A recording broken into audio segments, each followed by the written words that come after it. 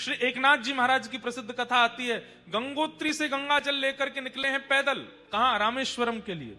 कहां गंगोत्री? उत्तर में हिमालय की गोद में, और कहां रामेश्वरम? दक्षिण भारत के बिल्कुल कन्याकुमारी के पास, भारत का अंतिम छोड़। इतनी लंबी पैदल यात्रा क्यों कर रहे हैं? कि मैं अपने हाथ से लिया गया गंगोत्री जल स्वयं रामेश्वर भगवान पर डालूंगा।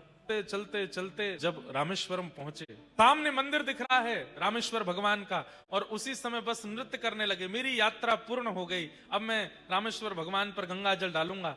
तभी समुद्र का तट देखा, और समुद्र के तट पर एक प्यासा गधा, जीभ बाहर निकली हुई है, तड़प रहा है पानी के लिए। चिलचिलाती धूप पड़ रही है आकाश से, नमकीन जल होता है समुद्र का, पी नहीं सकता। और उसको एकनाथ जी महाराज देखते हैं, और एकनाथ जी सोचते हैं अब क्या करूं? सामने मंदिर है जिसके लिए इतनी लंबी यात्रा करके आया हूं, और एक तरफ एक जीव है जिसको पानी की अति आवश्यकता है। महादेव को प्रणाम किया, हे महादेव, इतने महीनों की यात्रा आपके चरणों में अर्पित करता हूं, पर क्षमा कीजिएगा, ये गंगोत्री का जल आप पर अर्पित नहीं कर पाया, पर आप तो सबघटवासी हैं, मेरे जल को इस रूप में ही स्वीकार कर लेना।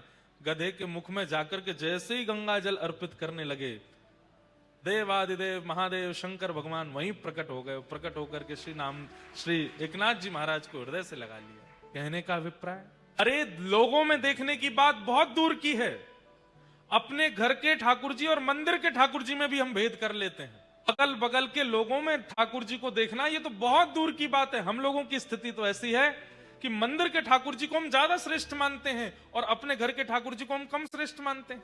सर्वम खलु इदम ब्रह्म वाली स्थिति कैसे बनेगी हमारी? सब में ठाकुर जी का अनुभव करो, धीरे धीरे करो। जरूरी नहीं कि आज कथा सुनी, आज रात से ही सब में देखने लगे ठाकुर जी, ऐसे नहीं। ये बनावटी नहीं करना है, आपके स्वभाव में आ जाए। आप जब तुलसी जी को देखते हैं, आप जब घास फूस देखते हैं, किसी जीव को देखते हैं, किसी मानव को देखते हैं, किसी स्थूल वस्तु को देखते हैं, आपके हृदय में तुरंत प्रणाम की भावना आवे, अपने आप ही मन में आने लगे सब जगह तो ठाकुर जी हैं ही।